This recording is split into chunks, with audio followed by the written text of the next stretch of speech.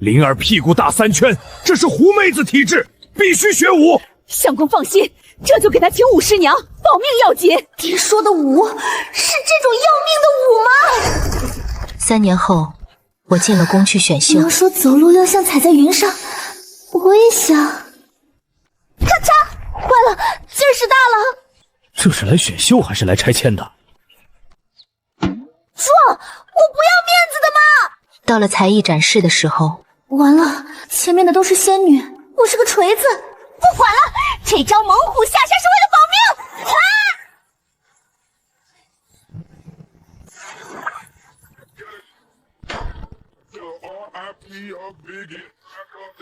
完了，进宫第1天就砸了皇帝，这脑袋保不住了。那3秒，我过了3年。这个留下。他打了皇上还能留下，这什么癖好？兴许陛下喜欢被打。后来我才知道，萧绝不是看上了我，他是觉得能一拳放倒屏风的女人，不是刺客就是疯子。留下是为了查。我被封为离贵人，塞进了全后宫最偏僻的栖霞宫。偏到什么程度呢？太监送史时走到一半，累得坐地上歇了3回。这栖霞宫是在天边吗？第4回干脆不送了，让宫女中途接力。最后送到我手上的时候，热菜已经凉透了。这菜嘎嘣脆。奴婢翠儿给离贵人请安。贵人平时喜欢什么消遣？劈柴。宫里没有柴劈。那练拳也行。贵人，后宫嫔妃不兴练拳的，射箭呢？也不兴。舞刀呢？贵人，您能不能说一个跟武力无关的？吃饭。绣花吧，安全，对您安全，对旁人也安全。女儿一切安好，以蒙圣恩封为贵人，但女儿不知如何在后宫立足，望娘亲指点。娘亲回信，装得柔弱，方得圣宠，还画了个火柴人，写着就这样。娘，您这画技能再敷衍一点吗？好，从今天起，我就是一朵柔弱的小白花。我沈小离，沈家长女，决定听娘的话。从今天起，我是一朵柔弱的小白花。第1步，走路摔倒，只要我摔得够娇弱，一定能引起注意。我提前打听好，皇帝每日经过御花园石子路的时辰，穿上最轻薄的裙子，站在路边花丛旁等着。来了来了，龙辇来了，准备战斗！看好了，娘亲，这就叫弱柳扶风。微笑。微笑，只要我笑得够尴尬，他就看不出我把凳子做成灰了。陛下，陛下别走啊！陛下，你知道吗？陛下当时说了句话，他说他是不是想用碎石宫谋害朕？全影一场。第2步，提不动花瓶。翠儿，帮我，好重呀，人家搬不动吗？娘娘。您平时可是单手劈柴的。糟了，没控制住力道。陛下，离贵人的栖霞宫到了，要进去坐坐吗？不必，传太医去看看他。朕怀疑他在练碎骨掌。陛下，碎骨掌是什么功夫？奴才没听过。朕也没听过，但他应该会，说不定是自创的。碎石宫暴露了，看来只能用那一招了。第3步，胶壳，这是我的杀手锏。小姐，您这杀手锏是物理层面的那种吗？翠儿，你来当评委，看我3天之内练成这绝世神功。只要我壳得够弱，皇帝就是我的。太猛了，像打雷。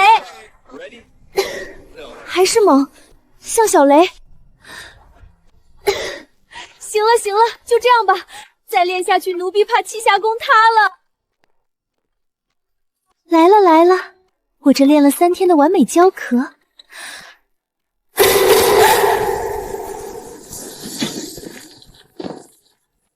了，又用力过猛了。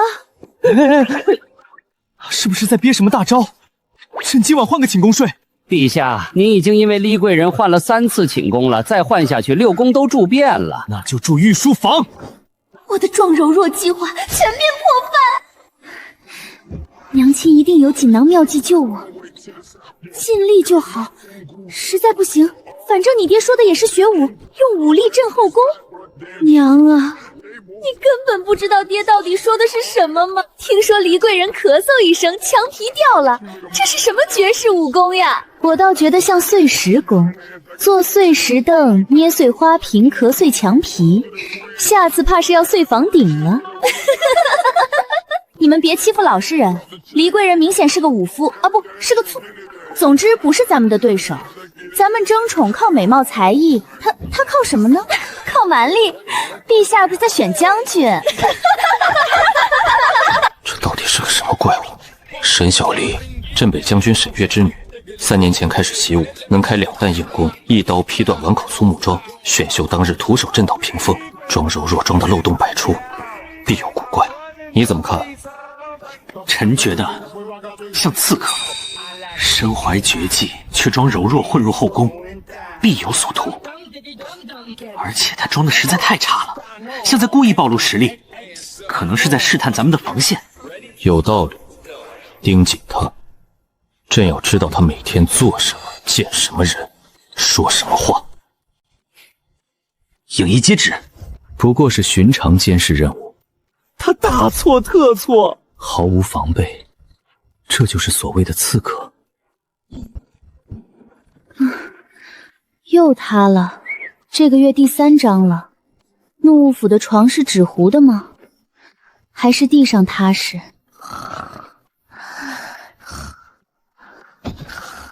这女人是猪妖转世吗？要是她翻身拍上来，我也得碎成渣吧！这就是陛下说的柔弱，我信你个鬼！这次躲外面总安全了吧？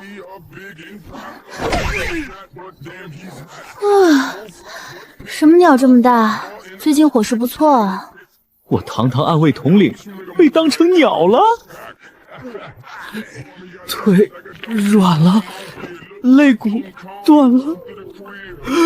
我12岁出道，杀人如麻，竟然差点死在一个回笼觉里。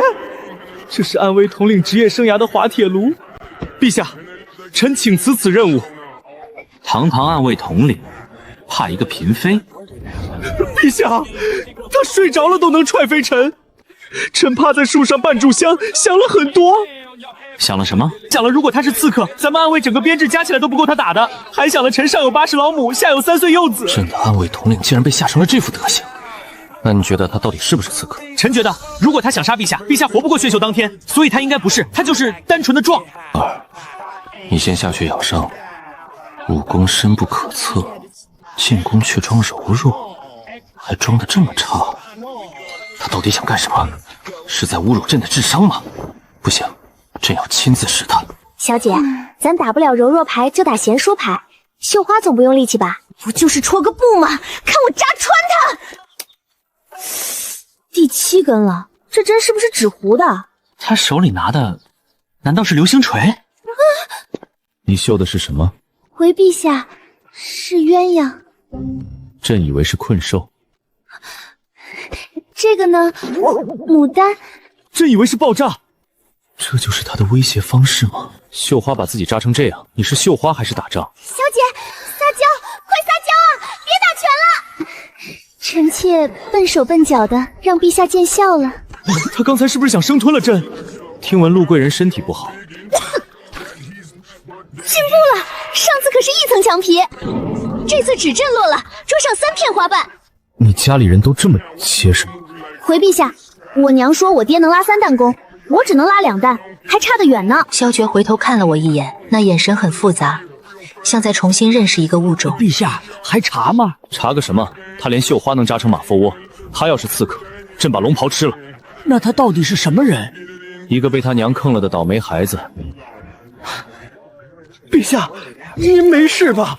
要不要传太医？没事。朕在想，他绣的那个鸳鸯确实挺像困兽的。陛下，为何留着？看着心情好。朕只是饭后消食，路过。对，路过。找到你了，狗皇帝！这散步散得有点大意了。朕自幼习武不算弱，但幼年中过寒毒，太医叫他寒骨症，至今无药可医。白天朕是万人之上的冷面天子，到了夜里，却只是个手脚冰凉、缩成一团的可怜虫，手指动不了。这就是寒骨症的尽头吗？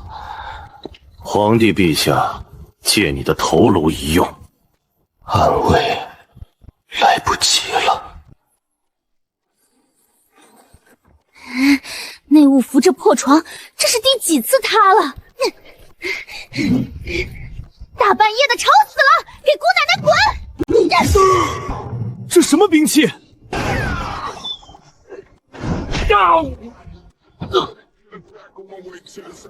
你谁派来的？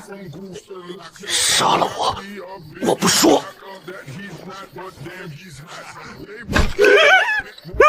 瑞王，是瑞王殿下派我们来的。大姐您轻点儿，我全说。起衣、散发、赤脚，还有这根床腿，完了，我是不是应该还在装柔弱？彻底暴露了。陛下饶命！臣妾不是刺客，臣妾就是我娘让我学武我就学了，但她说进宫得装柔弱，所以我一直装得不好，请陛下恕罪。臣妾真的没别的心思，就是想好好活着，陛下您别杀我。你很努。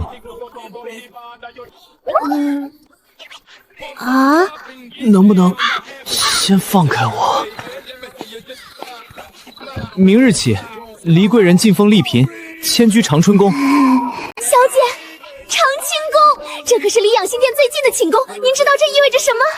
意味着太监送饭不用接力了。意味着您得宠啦！我怎么觉得他不是让我去争宠的，是把我当炭火盆使的？陛下请黎嫔前去侍寝。完了，他是想拿我当暖炉还是沙袋？再后点儿，要遮住我的杀气。小姐，您脸上的粉有点像墙灰，要不算了吧？过来坐。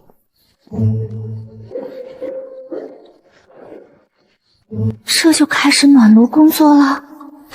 像踩进了冰窟窿。别动啊！就这么睡了？我是什么人形暖宝贝吗？这姿势，我的腰要断了。今晚贴后背，明晚是不是要贴天灵盖了？这哪是皇上，分明是只怕冷的大猫。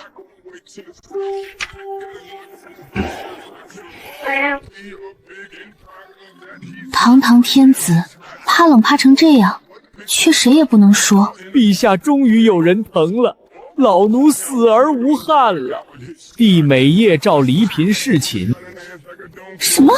连续7夜？那个粗妇！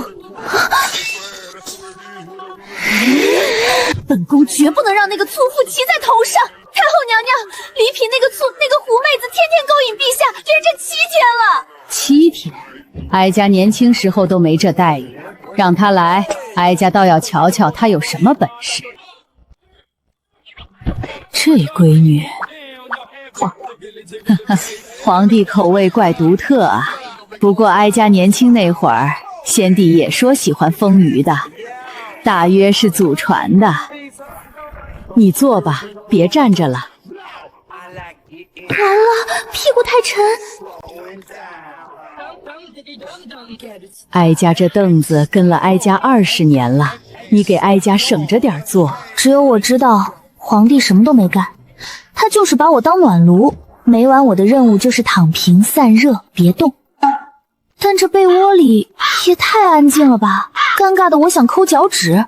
萧绝开始跟我说话。朕6岁那年中了寒毒，是母妃替朕挡的，她没撑过那个冬天。我不知道该说什么，就把他的手握紧了一点。断了。他的手很冷，但没有抽开。朕倒是想抽得动吗？后来朕幼年丧母，被迫少年成城，还有满朝文武没一个省心的。其实朕不想当皇帝，只想当个普通人，冬天靠着火炉吃烤红薯。那臣妾以后给陛下烤。你会烤？不会，但我力气大，能把红薯捏了直接塞火堆里。这女人脑子里装的都是什么？陛下，你不知道，那时候我天天劈柴，稍微偷懒，我娘就拿扁担抽我，逼我扎2个时辰的抹布。最惨的是，第1次开工，嘣的一声弦断了，直接弹在武师娘脸上，我被她举着刀追杀了整整3条街啊！你们家很热闹，主要是很吵。我娘嗓门比我咳嗽还大。比你咳嗽还大？那你家墙还在吗？西边那面墙确实补过2回。朕现在理解你为什么装柔弱装得那么差了，因为你们家没有柔弱的基因，你娘嗓门能震墙，你咳嗽能掉墙皮。朕很好奇你爹是怎么在这种环境下活过来的。我爹说打不过就跑，所以他常年出征在外。堂堂镇北将军，原来是去边疆避难的吗？朕忽然理解了沈将军为什么总请您上前线。陛下，你每天批奏折到那么晚，不累吗？累，但没人替朕批。我可以替你批。你识字吗？识一些，武师娘教的，大多是兵法。拿兵法批奏折，大效果要完了。那你要是批请求增拨赈灾银两的折子，会批什么？打。那是兵法，不是政务。那就批准。也不能什么都准。那就批，朕知道了，你看着办。这个倒挺像朕会说的话。你是朕见过的第一个不怕朕的人。陛下，我打得过你，为什么要怕你？这女人脑子里只有武力吗？要命！心跳怎么漏了一拍？后宫的嫉妒心不会因为你力气大就绕道。今天的汤怎么味道怪怪的？今天这汤有股药香，挺开胃，让御膳房明天再做。那可是10倍的泻药啊！它是铁胃吗？这次看你怎么划个狗吃屎！内务府今天洗地了。哎呀，地上滑，你走路可得小心点啊！这女人的脚底板是铁打的吗？花3000两请的江湖顶尖刺客，本宫看你怎么翻身！大半夜不睡觉，在这练拳。正好缺个陪练，谢谢啊。姐，绑太紧了，抽筋了。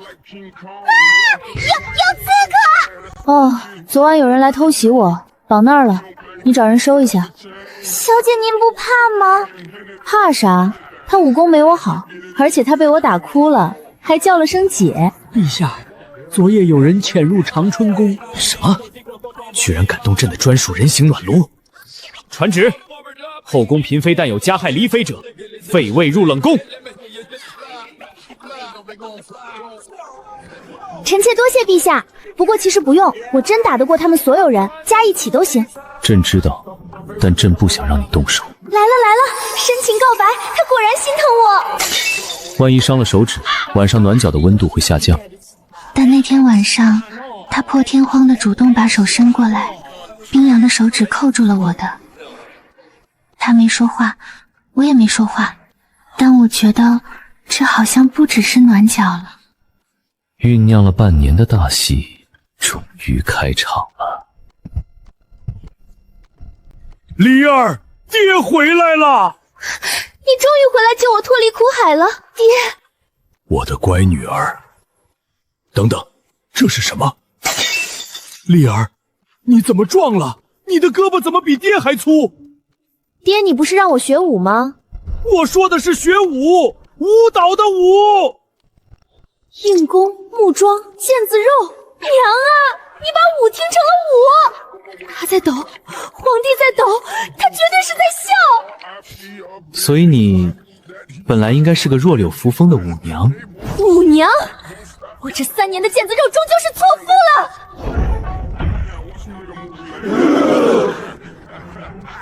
陛下，臣这个女儿退货还来得及吗？臣自己贴运费。不能，朕很满意。陛下，她哪有半点嫔妃的样子？臣回去就给您挑10个真正的舞娘。不用，朕的后宫不缺会跳舞的，缺的是能暖脚的。沈将军，黎嫔娘娘上次一个人打趴了4个刺客，用的是床腿儿。什么？刺客？4个？所以陛下，您留臣女儿到底是选妃还是选将？都选，一举两得。朕很会算账的。夫人，你害了咱闺女。闺女当了嫔妃，怎么叫害了？她一拳打裂了金轮殿的柱子，你管这叫嫔妃？能打裂柱子的嫔妃，谁敢欺负？老沈，你格局小了。可她本来应该是个跳舞的呀。跳舞能打得过刺客吗？我看她现在挺好的。决定了，此生不再跟这女人讨论教育问题。转年冬天，北境犯边，朕出征，你留在宫里。陛下到了北地，夜里谁给你暖脚？朕是天子，不是3岁小孩。朕能照顾好自己。太冷了。他果然冻坏了。他竟然跟来了。你，朕说了让你留在宫里。臣妾自己跟来的，骑了3天马，累死了。陛下，你挪一挪，被窝给我留一半。他怎么完全不按套路出牌？沈小离，你怎么每次都不听话？因为我打得过你啊！笑什么？我是认真的。要是打起来，你连我一拳都接不住。娘娘，战场不是后宫，这里不看脸看拳头。那巧了，来，掰腕子。我是谁？我在哪儿？手还在吗？从那以后，3万将士管我叫厉将军。我总算知道陛下为什么天天找他了。为什么？因为不敢不找，万一哪天不找了，他找你，你受得了？觉得很有道理。我在军中的日子过得其实挺开心的，比后宫自在多了。不用绣花，不用装柔弱，不用跟人勾心斗角，每天就是练兵、巡营，顺便给萧决暖脚。活过来了。怎么了？敌军分了3路，朕拿不准他们主攻方向。走中路。为什么？我妈说过一句话，打架的时候最怕正面硬刚的人，因为只有不怕死的人才走正面。他中路兵力最薄，说明他就是要引你去左右两域，然后中路穿插。你娘到底是什么人？一个耳朵不太好使的江湖女侠。传令，全军收缩战线，重兵守中。沈小离，你进宫确实可惜了，你应该去当将军。当将军就不能给陛下暖脚了？暖脚？最后一战，敌军倾巢而出，萧决亲自上阵，但夜间寒骨症犯了，手指冰凉到握不住缰绳，休想伤他。还给你们！正中敌将盔甲，满场寂宁。萧决翻身下马，把身负重伤的我抱住了，他的手在抖，声音也在抖。沈小离，你不许死，这是圣旨。陛下，就是皮外伤，你别咬我了，再咬真要晕了。那天晚上他守在我帐中，握着我的手，从天黑到天亮。原来冷面天子也会哭，只是他只在没人的时候哭，而我恰好看到了。他的手还是凉的，但比从前暖了一点。办事回朝，萧决在金銮殿宣布，朕要立黎嫔为后。陛下，皇后应当端庄贤淑。皇后替朕挡过剑，在座诸位谁替朕挡过？全朝鸦雀无声。这破帽子简直比练功房的石锁还重3倍。小姐，您走慢点儿，走慢点儿。完了，要脸着地了！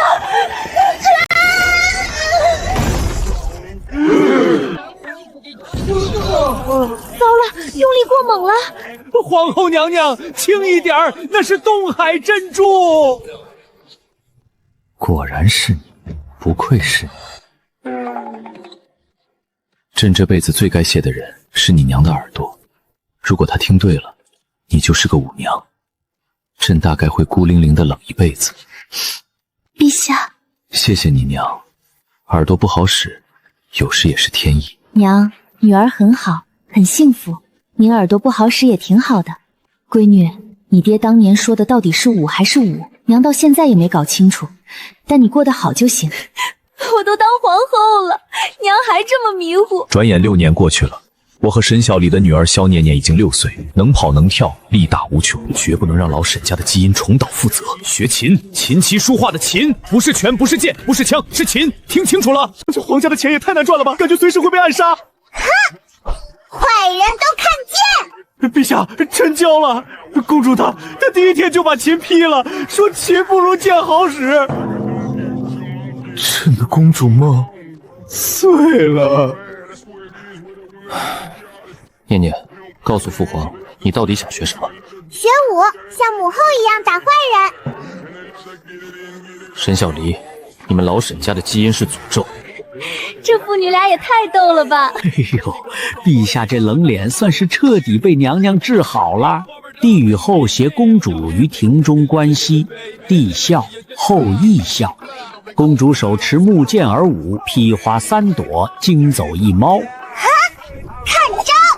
别看了，回屋吃饭。手还是凉的，但不像以前那种冰渣子了。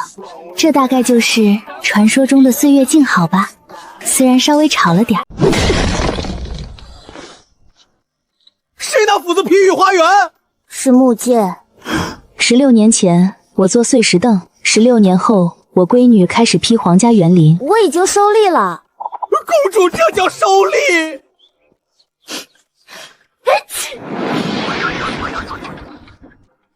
这是打雷了吗？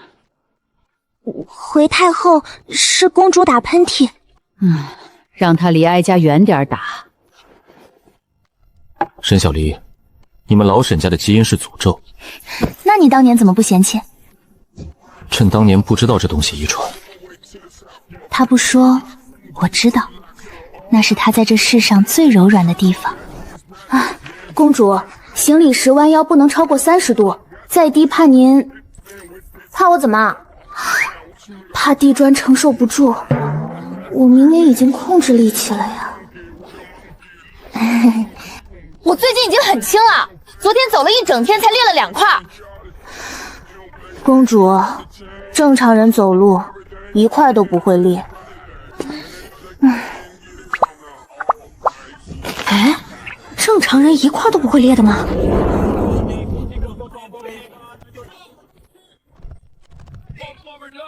母后，您确定您有资格教我？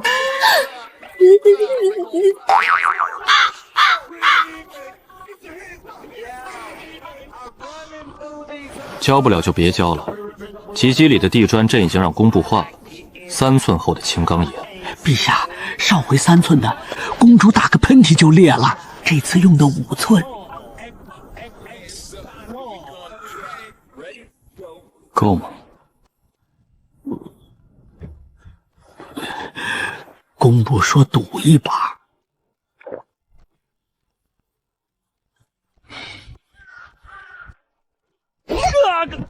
下一个。哎呦，这就认输啦，真没劲。娘娘，公主再掰，陈毅迎宾全得进太医院。哎呦！哎呦喂，我的小祖宗，老奴手底下的人都要废了，这可如何是好啊？本宫决定放弃管教。沈小离，你有没有想过，你们沈家嫁一个祸害一个？那你不也被祸害了16年？这女人的力气还是这么大。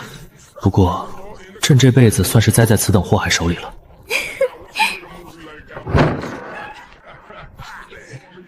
怎么了？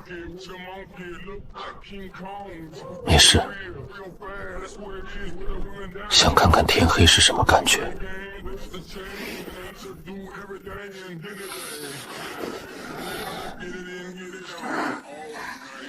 他的手还是凉的，比从前更凉了一点。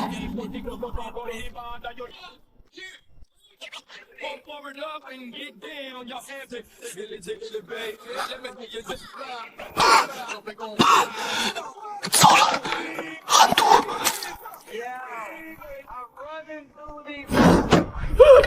陛下！好冷，怎么会这么冷？简直像冰窖一样。寒毒已入骨髓，至多撑到开春。那就找药，什么药都行。古籍记载，寒渊谷有一位焚寒虽，或可一试。顾衍，焚寒虽只是传说，典籍里记得很清楚，不像传说。焚寒虽，顾衍。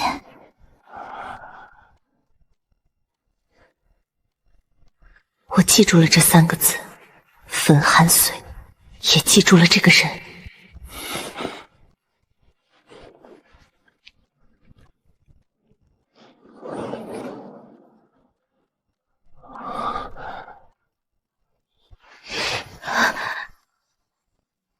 别哭，丑。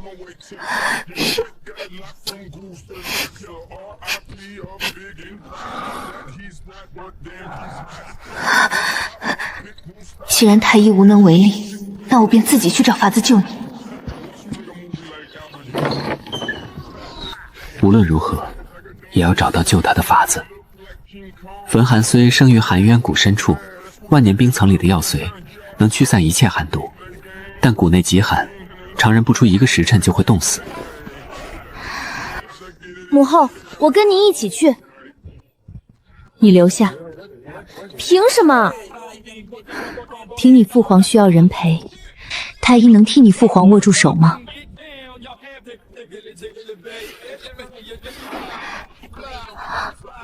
你手劲太大，朕手骨快碎了。别送太多，握着。父皇，你一定要好起来。你的手跟你娘一样烫，沈家人果然是活路投胎的。信送出第3天，沈母的回信没到，人先到了。800里路，骑驴3天。开门！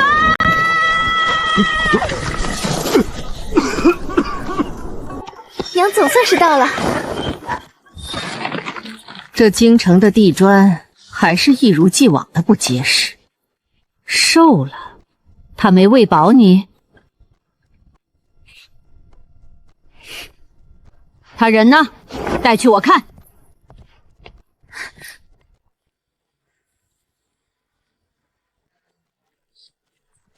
沈夫人进宫第1天就制造了3起事故，这皇宫怕是要塌了。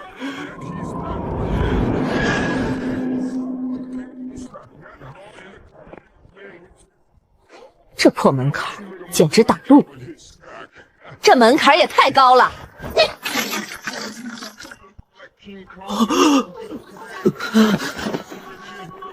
这树怎么歪七扭八的，看得人强迫症都犯了。顺手扶正吧。沈夫人，这棵树200年了，怪不得这么好拔，根都朽了。哼。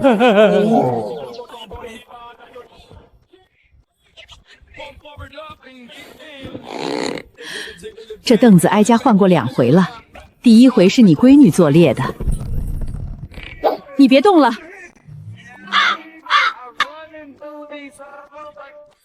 哀家年轻时也想学武，被先帝拦住了。不晚，明天我教你扎马步。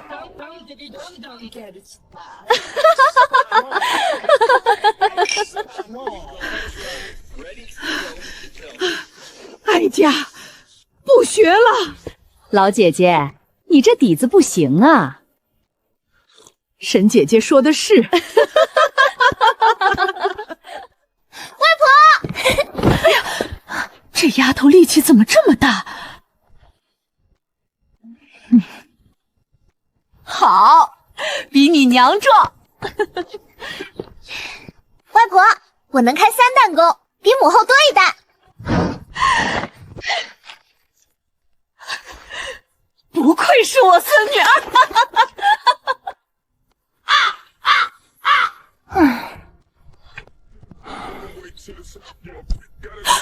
冰的，这孩子冰成这样，你怎么不早说？他不让我说。这头倦驴都什么时候了还硬撑？分寒髓，娘，你知道？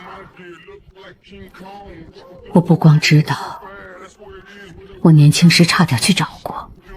那天晚上，他给我讲了一段我从未听过的往事。这事儿说来话长。近40年前，我还是铁嗓娘子，同门3个师兄弟，大师兄、二师兄和我。二师兄得了寒骨症，命在旦夕。我要去寒渊谷取药，大师兄拦住了我，说我内力未成，硬闯必死。他自己去了。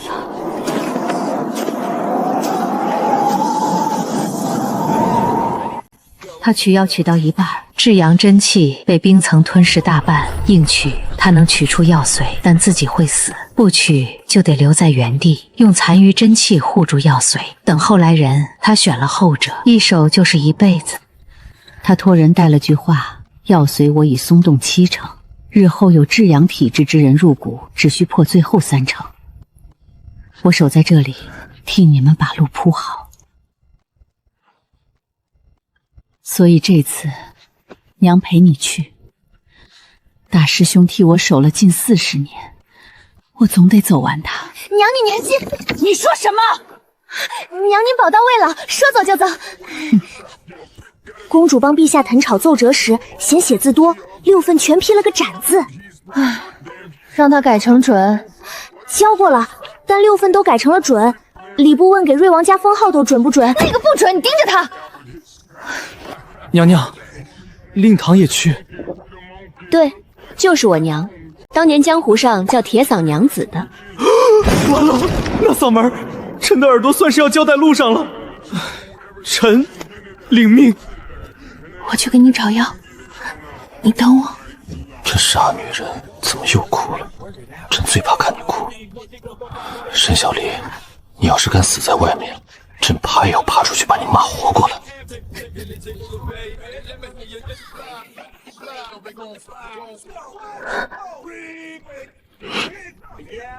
可那是我这辈子感受到的最重的一次握手。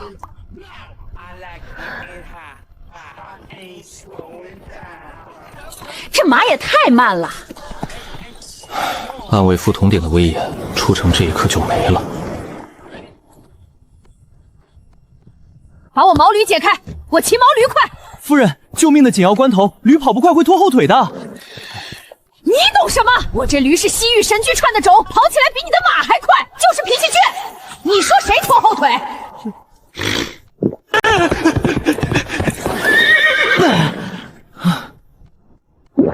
想当年挂在树上的那个夜晚，太可怕了！以后必须全程保持20丈以上的安全距离。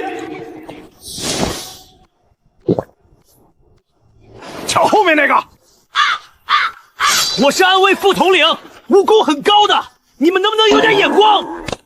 这群有眼无珠的蠢贼！大哥，不是我们没眼光，前面那2位看着不好惹。您这个怎么说呢？看着比较好抢。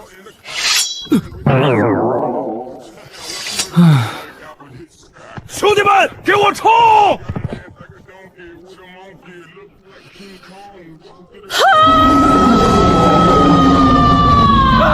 我的耳朵！哎，这嗓子确实大不如前了，才喊了1声就有点干。老了，中气不如从前了。哥年轻时候这一嗓子，他们得聋3天。娘，你已经很厉害了。那是自然，老娘当年在江湖上可是响当当的铁嗓娘子。这就跑了啊？我堂堂安卫副统领连刀都没拔出来呢。唉，跟着你们娘俩赶路，臣觉得自己像个摆设。你不是摆设，你负责做饭。堂堂暗卫副统领，12岁开始杀人，从此竟成了随行厨子。应烨，你这手艺改行当厨子不亏。被踹飞挂树上被朕头疼，现在还要当厨子，我堂堂暗卫副统领怎么落到这步田地？夫人，臣是暗卫。暗卫能护主也能做饭，不冲突。你当暗卫是屈才了。也许真更适合当厨子。不，冷静点，暗卫的俸禄还是不能丢的。唉，算了，继续当暗卫。比御膳房做的好吃。娘娘再夸臣就真改行了。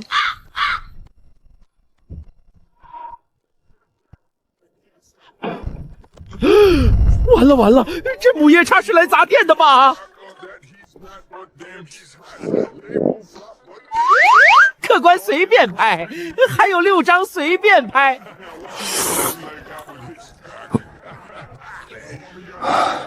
截至目前，槐树1棵，石板2块，桌面1张。后来到了含元谷回来，这个数字翻了3倍。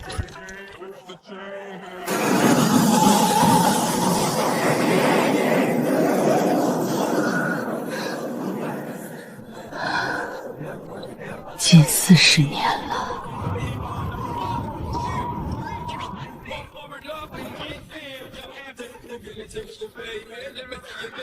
但我知道，他想起了那个独自走进含元谷，再也没出来过来的大师兄。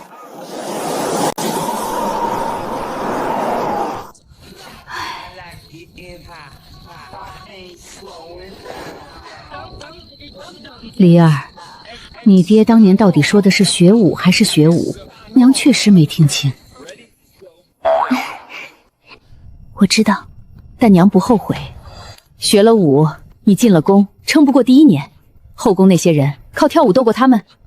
是啊，若非这身怪力与武艺，我又怎能在这深宫中护住自己和在乎的人？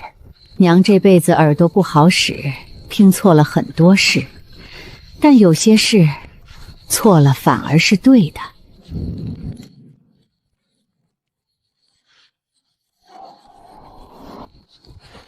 像小时候一样，只要靠着娘，就觉得格外安心。这力度依旧很大，但有娘在还是很暖。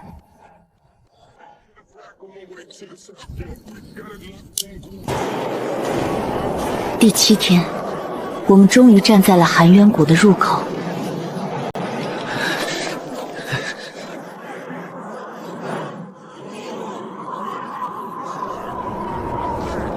娘娘，这地方不对劲儿，臣在外面接应。臣一起进去。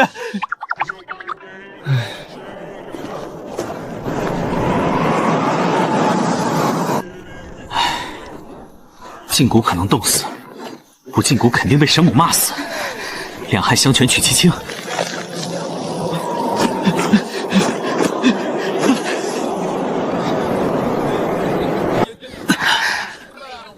臣这条命是你捂热的。你小子别死这儿，死了谁做饭？刚攒起来的感动全被震碎了。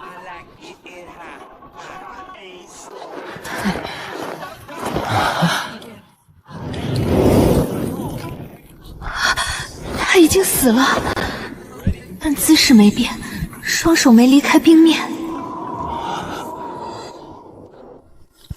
他用最后一口气，把风寒水的冰封维持在最薄的状态。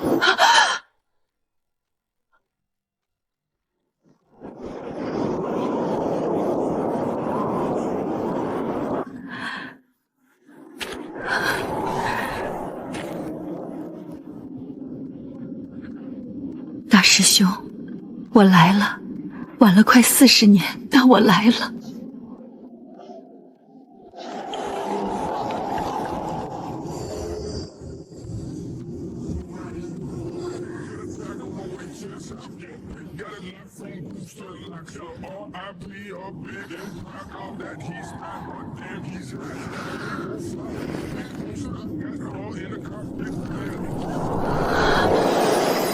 它是整个冰谷里唯一温暖的东西，像一颗心脏。大师兄，我来接替你了。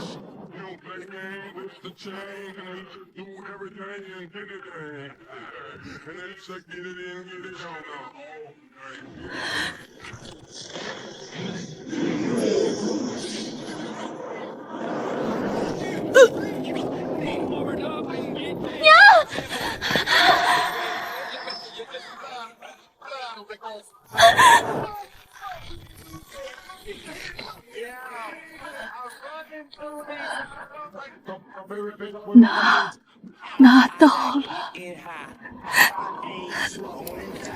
大师兄铺了近40年的路，我总算走到头了。别嚎了，你嗓门太大，冰谷怕是要被你吼塌了。拼了这条命，也得护住他们。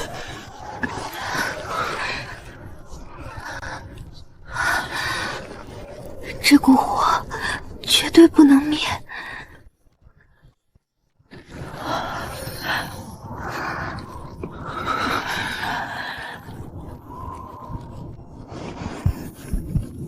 沈家人的火没那么容易灭。这满桌子的折子批到猴年马月去啊！公主，若为男爵之事，批着有司议之即可，让相关部门讨论去吧。这6个字简直是天才发明！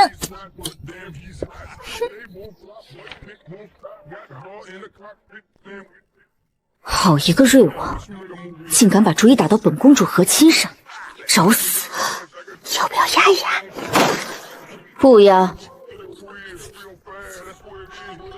公主，奏折不能署名念念，得写。那就写休想钦此。这语气跟陛下简直是一模一样啊！萧念念，本王倒要看看你这黄毛丫头能撑多久。去，散布消息，就说皇帝命不久矣，该由宗室来辅政了。瑞王越来越嚣张，好几个大臣被他拉拢了。公主可以上朝，待天子临朝听政。你往那一坐，谁还敢说皇室无人？你确定？我上次上朝打了个哈欠，屏风倒了。那就别打哈欠。这文弱书生说话竟挺有分量的。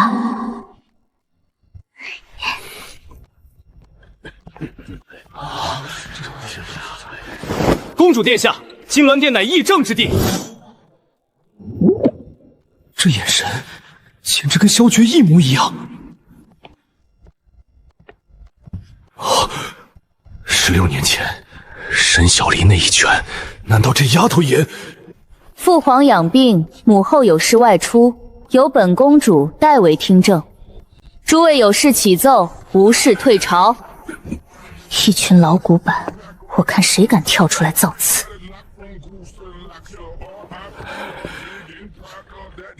去年的数呢？回殿下，大概是……大概？你一个管钱的跟我说大概？回去把账本拿来，明天再报。这语气，这表情，这不给面子的风格，简直是萧绝复刻版。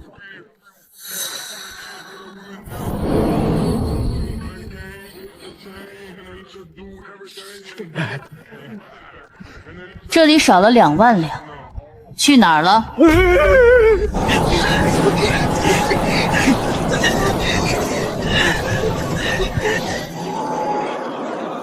陛下冷，好歹不查账；公主冷还查账，这日子没法过了。可是公主不是不喜文墨吗？怎么查账这么快？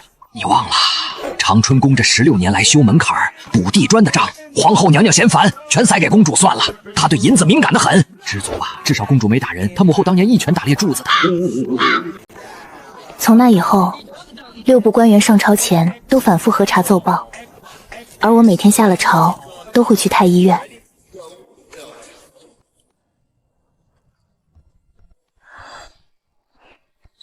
念念第一次见到一个人做事可以这么安静，他自己做什么都带响，走路有声，说话带风。但顾衍在他旁边，整个世界安静了。你每天就这么磨药，不闷吗？药磨得越细，药效越好。陛下的药不能有半点马虎。这文弱书生的手怎么生得这般好看？比我的剑柄还要修长匀称。你的手指真好看。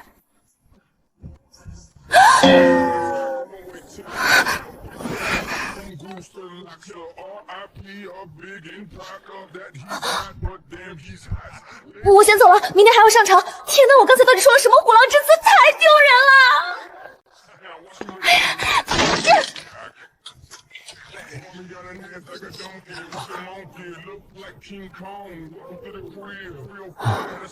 还真是走到哪儿拆到哪儿啊！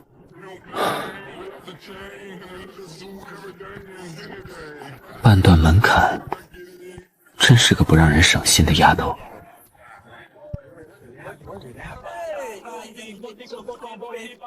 比沈小离更难对付，又能打又不蠢。那怎么办？给皇帝的药里动手脚。他死了，公主再能干也翻不了天。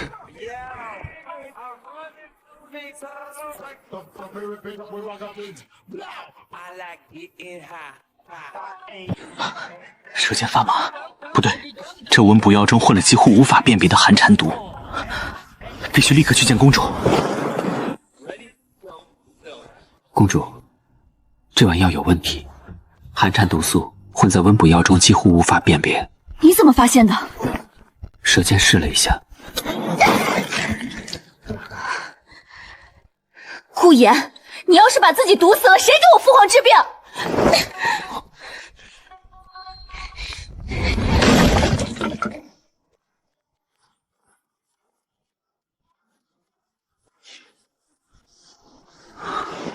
不能让他再如此忧心。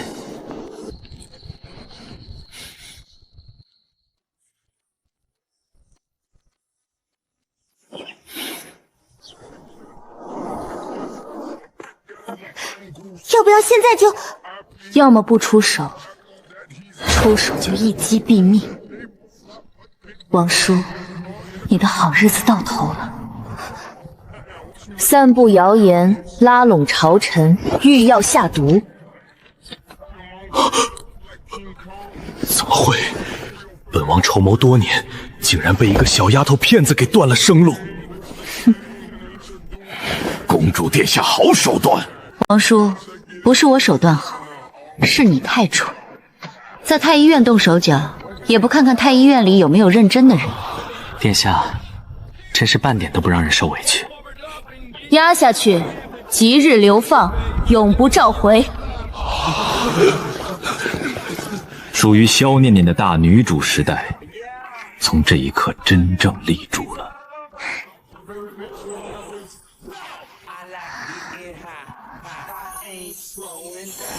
但你把公布拨款批多了30%，下次注意。我都做梦了，怎么还要被查账啊？陛下，公布那30%批的挺合理的。哼，朕知道，但不能让他太得意。沈家人一得意就容易拆东西。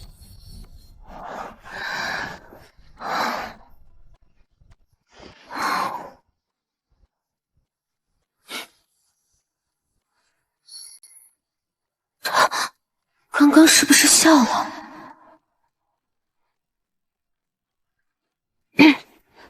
京城里的冰雪似乎在慢慢融化，而远在千里之外的西北，属于我们沈家人的火也终于重新烧了起来。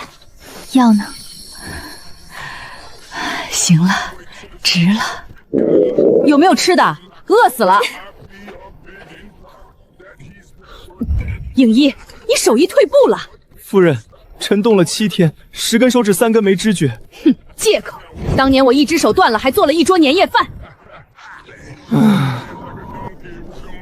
跟他老人家讲道理，简直是自讨苦吃。换个正常人，怎么也得躺半年。可我这恢复速度才第5天就能下地如飞了，太慢了，跑快点！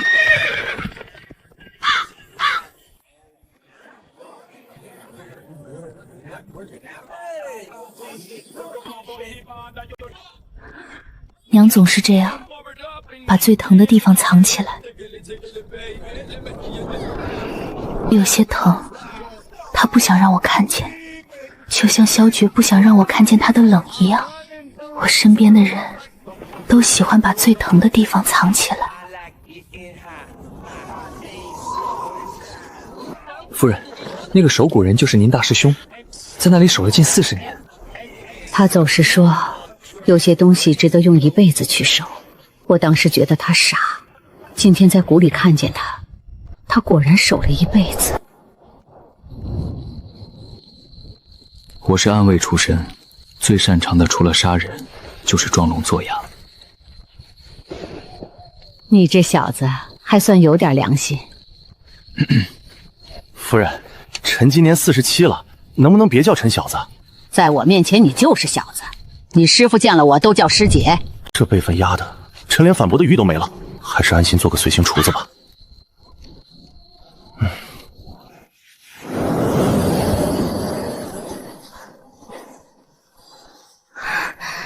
终于回京了，小绝，你一定要等我。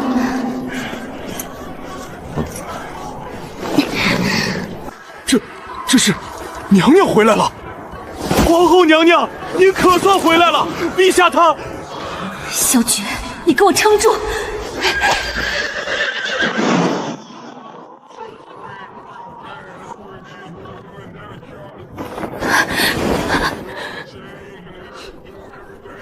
母后，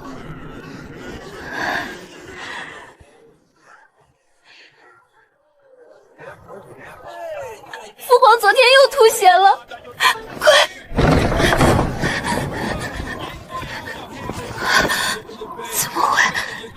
瘦成这样。父皇，你一定要好好的。公主她这几天都是怎么熬下来的？父皇，你再撑一撑，你要是敢死，我就去地府把你揪回来。我力气大，阎王爷也拦不住我。小娟，我把药带回来了，你撑住。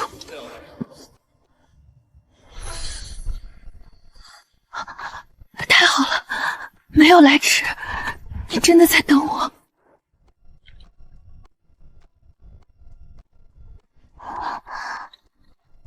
料理已行，公主切莫忧心。他的手好稳，长得也……我在想什么？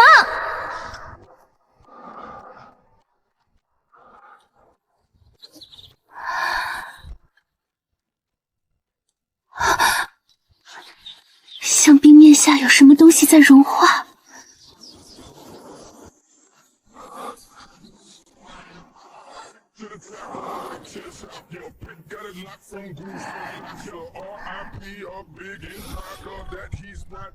你晒黑了。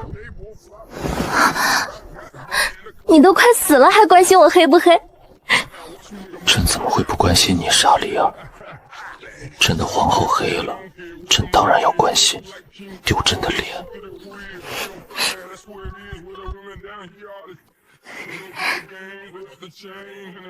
温的了，不烫，但温的。别贴了，你脸太烫，朕手要熟了。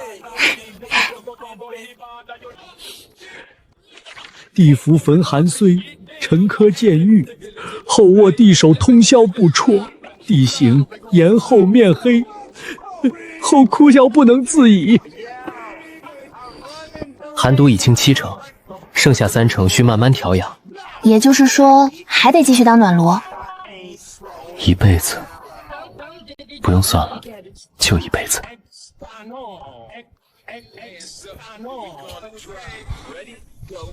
手不冷了，干嘛还贴着？习惯了。你那天不在，真睡不着。这大概就是幸福，不是轰轰烈烈的大事，就是一双不再冰冷的手，愿意与我相伴。愿岁岁年年都能如此安稳。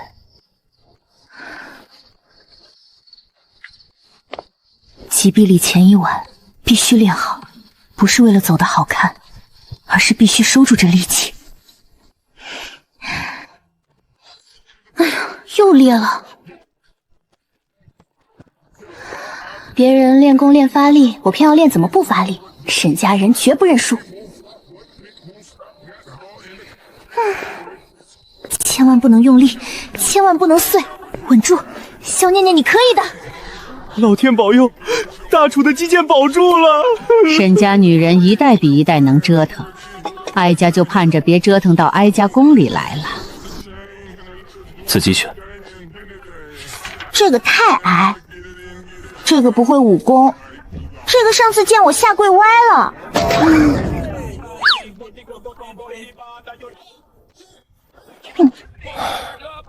那你想要什么样的？不怕我的。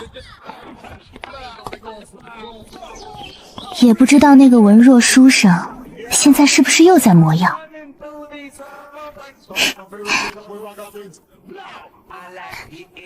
顾言，你怕我吗？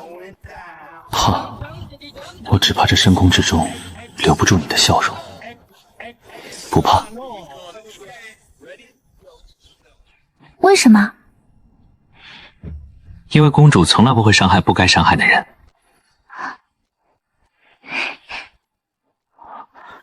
她笑起来真好看，跟20年前第一次见我家小姐是一模一样。福公公，公主她好像看上太医院的人了。哪个？顾言，就那个瘦瘦白白的。得，上一代舞女配冷帝，这一代舞女配文生，这皇宫的地砖啊，又无宁日啦！念念看上了一个太医。我知道，顾衍。你不拦？你当年是天子，我是将军女儿，门第差更远，你拦了吗？朕当年不是没拦，是拦不住。你一拳能打裂柱子，朕拿什么拦？这双手，朕终于能握暖了。离儿，娘，你过得好，娘就放心了。保重，娘。娘这嗓门还真是一点都没变。前面的让开！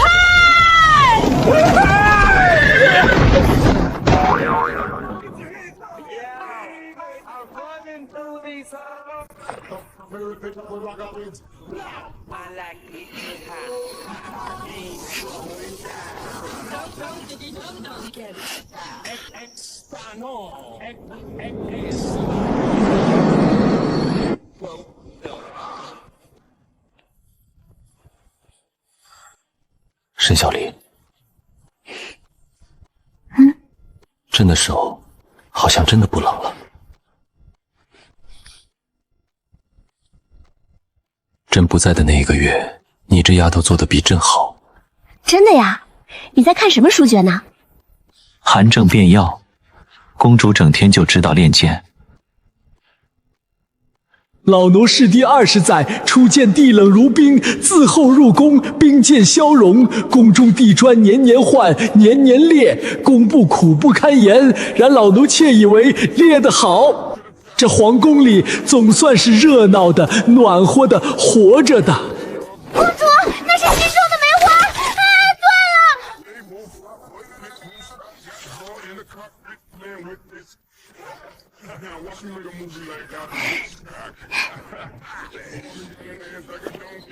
地砖还是会裂，梅花还是会断，翠儿还是会尖叫，但这就是我们家，吵吵闹闹的，破破烂烂的，暖暖和和的家。